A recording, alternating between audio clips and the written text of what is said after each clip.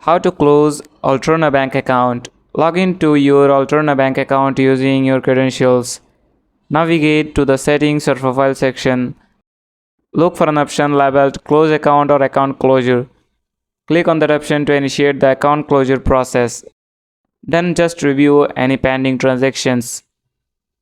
Transfer any remaining funds to another bank account.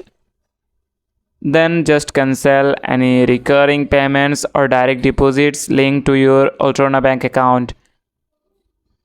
You have to follow the on-screen prompts to confirm your decision to close the account. You may be required to provide a reason for closing the account. Authenticate your identity using any security measures required by Alterna Bank. That's it. Thanks for watching the video.